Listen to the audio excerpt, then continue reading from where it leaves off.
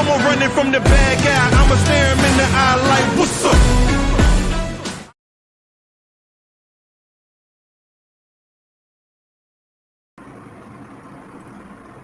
Hello, everyone, and I would like to thank you so much for tuning in. Today is day 30 of my story, My Strength. I made it a full 30 days, the whole month of June. Um, well, with one day to spare. But this challenge is something that I created. I created it to share my truth, but to also reclaim it loudly, reclaim it publicly, and without shame. Every single day, I'm putting my voice into the parts of me that were silenced. I'm gonna do this for a year. It's gonna be so hard. The parts of me that were silenced way too long. And if you're listening, just know that healing may not be easy. It may not be easy. Healing definitely is not easy, but it's possible. And in choosing to speak, I'm hoping that someone else feels less alone in their journey. So I'm going to start with a trigger warning, like I do every day. This episode includes personal details involving sexual assault and violence in a school setting. Please listen with care. Take breaks if you need to, walk away if you need to, turn it off if you need to, but protect your peace above all else, okay? So, here we go. You guys know when we're kids, school is supposed to be one of the safest places that we can go. We expect to deal with annoying teachers, nasty, nasty cafeteria food, boring classes, um, and students, kids, not really anything different. Popular kids, kids who were in the band who were considered not as popular, anyone in between, but not the kind of danger that threatens our safety in our body. I mean, I guess in now times, with the school shootings and things, but in my generation, that was something that was very rare. And at this time, I was a freshman in high school when the situation happened. I was excited to attend this school. It was one of the biggest schools in the city. It had huge, multiple buildings. It was a large campus, and it had all of these old buildings. It was one of the oldest schools in the city, and it was one of the most popular schools to go to. And I felt like I was on a college campus. This is the kind of school that you'd be proud to walk into. And even better, my older sister, she was there, and that made me feel a lot safer. But this day, it started like any other day. I was in class, and I asked if I could use the bathroom. And of course, the class was boring. I felt like I was going to go to sleep, so I needed to stretch my legs. So I wandered around a little bit. That wasn't unusual for me. I didn't always rush to go back to class. I was a good student grade-wise, but I was not the best student when it came to going to class. Not going to lie, full disclosure, transparency. I cut class a lot. Hey, big surprise. It was boring. I didn't like it. But while I was walking around the hall, there was this guy I recognized. He hung out with the popular kids, which is also the group that my sister hung out with, all of the jocks and stuff. My sister was in the sports. I believe she played basketball. And so they all hung out together. So I knew him. And I wasn't part of that crowd.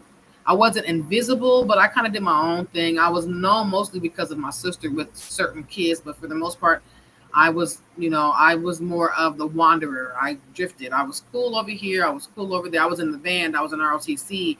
I was in orchestra. I was in all of these other programs that are these other groups. So I had my own friends, but then again, a lot of the kids I grew up with were friends with my sister. So I had that circle as well. So this guy, he wasn't a stranger. So when he was like, yeah, come on, I want to show you something. I kind of was like, whatever. He was a silly one of the bunch. He didn't really seem like the type of guy that would do something wrong to someone.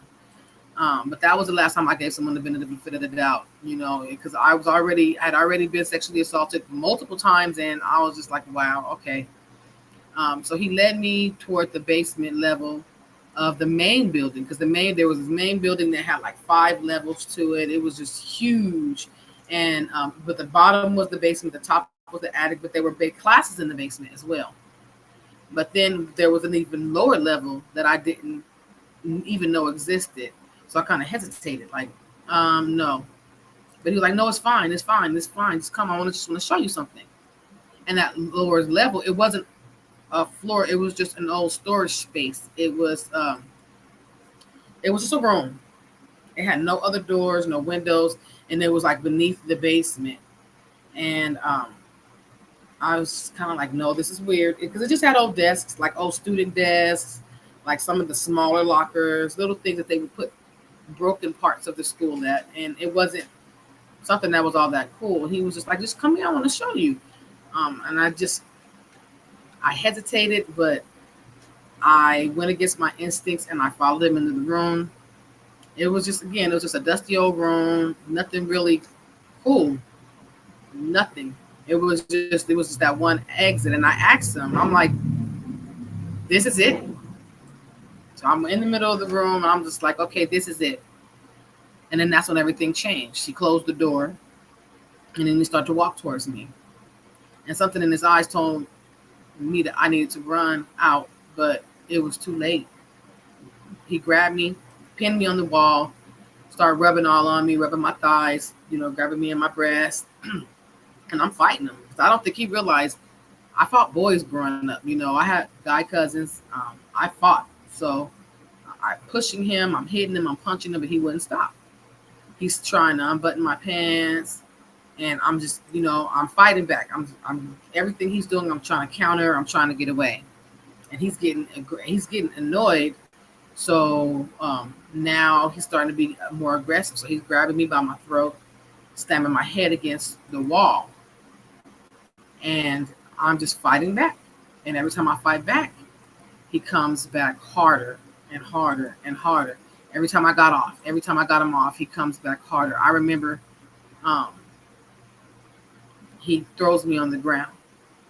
And I remember him like trying to, because at this point he's exposed. He got his dick out basically. And he's like humping on me. And he has both of my hands on the ground he has one of his hands trying to hold me down.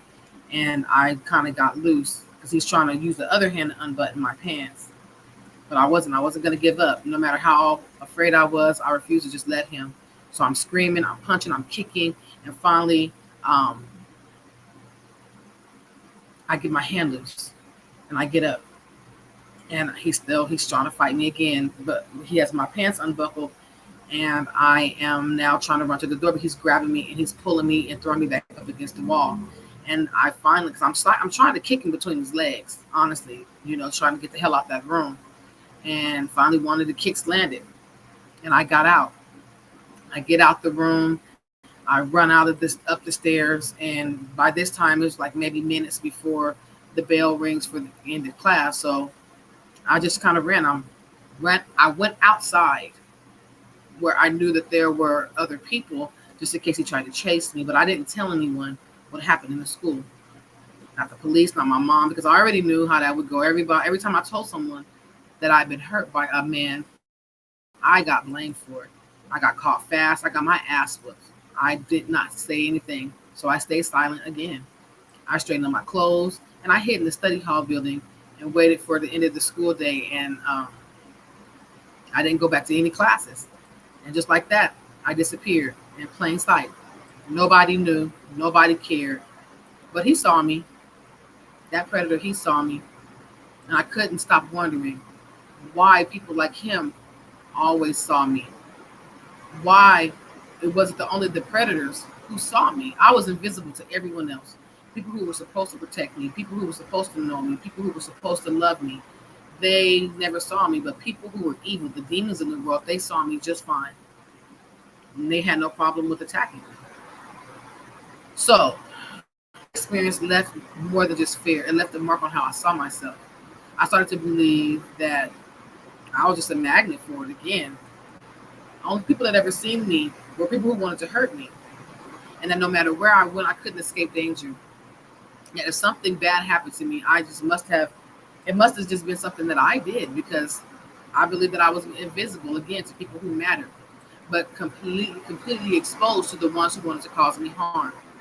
It made me feel broken, unsafe, and permanently stained.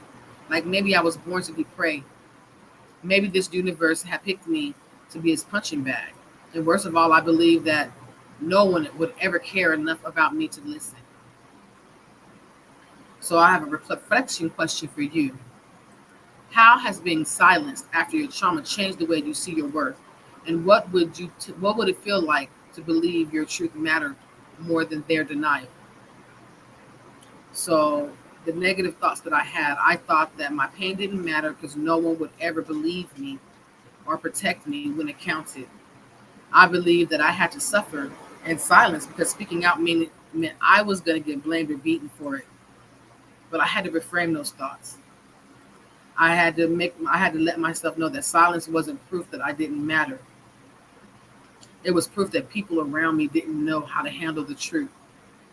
Their failure to protect me had nothing to do with my worth. My pain was real. My voice deserved to be heard. And reclaiming that voice every single time I speak now is the loudest form of resistance that I could ever give. That is the loudest form. So, an affirmation is I am not invisible. My truth is undeniable. I am worthy of safety, love, and protection. And I will never again be quiet to make others feel comfortable. Okay. So now we're going to the mini session. Mini session. It's a coping tool. Um, and the skill is name the pattern, name the power. This is a trauma awareness tool that helps you spot the pattern of how trauma affected your daily thoughts. And then you flip the script. So you go ahead, just grab a sheet of paper. I always have mine sitting right here. And write down 3 patterns you notice and how you respond to people or situations that make you feel unsafe. 3 things, like example, do you isolate yourself? Do you assume people will hurt you? Do you flinch? Like 3 examples of 3 things. Like sometimes I get offended. Sometimes I walk away. So those are just 3 examples of things that you do. And 3 patterns that you do when you feel yourself in a traumatic situation. Next, to each of those patterns, name one strength that it accidentally uncovered. So, for example, if you were type to isolate yourself, a strength could be I know how to protect my peace. If you assume that you're in danger, a strength from that could be my intuition is sharp and real. If it's something like flinching when someone touches you, your strength could be my body remembers and is trying to protect me. This turns your trauma response into a survival signal and then into a strength because you're not broken, you adapted. And now it's time to choose which parts to keep and which parts to rewrite. Okay? So now we are at our challenge, our 1 minute empowerment challenge. So it's to write a manifesto of power. So again, you got your piece of paper, you grab your notebook, grab your phone, your tablet, whatever you've got to kind of, a writing tool. And then write a survivor's manifesto in the title. And then just put 4 bullet points. Nothing sappy, no fluff, no affirmations. Just write 4 lines that describe who the fuck you really are. And based on what you survived. Base it on what you survived. So example, I've bled and I've risen. I have bled and I have risen. I have been hunted, but I've learned to hunt back. And in my case, I've learned to fight back. I don't beg for safety. I create it. I make my own safety. I am not for everyone, but I am for me. Those are examples of things that you can write. Write 4. Say them out loud and carry them like armor. Okay? So that's a challenge that I have for you. And now we are at one of my favorite parts is the Survivor Spotlight. Today I'm going to give a spotlight shout out to Toni Blackman, who is not just a lyricist. She's a living, breathing revolution. She is a cultural warrior who fought the silence of power of trauma. The silencing power of trauma with one thing that never betrayed her voice. From an early age, Toni knew what it meant to be silenced. She knew what it meant to be underestimated. She knew what it meant to be overlooked. She survived personal violence and emotional abuse that could have broken her spirit. But instead of letting it break her spirit, she just rhymed, she freestyled, she spoke. She became the first ever hip-hop cultural envoy for the U.S. State Department, traveling the world using hip-hop as a healing force. Toni founded the Freestyle Union, a cipher-based workshop for youth that transforms hip-hop into a space of therapy, empowerment, and truth. Yes. Her work isn't just about beats and bars. It's also about restoration. It's about making trauma loud enough that it cannot be ignored. It can't. You can't ignore it. And helping others to find freedom in their own voice. Toni didn't just survive trauma. She turned it into a sonic revolution. Her pain became rhythm. Her story became sound. She reminded every Black girl that our pain doesn't have to stay silent. It can be power. It can be poetry. It can be a protest. When the world said, be quiet, she grabbed the mic. When pain said, stay small, she stood center stage. Toni is living proof that our truth can be our loudest resistance. So thank you. Thank you, Toni Blackman. Thank you again for being unapologetically raw, relentlessly real, and beautifully bold. Thank you for transforming your survival into an art form that heals entire generations. We don't just hear you, we feel you. We see you, we honor you. And we thank you for paving the way, paving a path for every survivor who needed a voice, even when they felt like they had none. I appreciate you. We appreciate you. Thank you. So that's it for day 30. We made it 30 days. We made it 30 days of my story, my strength. If you've ever felt you had to fight for your body, for your safety, for your voice, you're not alone. You are a part of a legacy of survivors who refuse to stay silent. If this episode spoke to you, share it. Subscribe to my YouTube channel, Empowered Voices, Finding Strength in Survivors. Hit that link in the description to follow all of my platforms through my Linktree.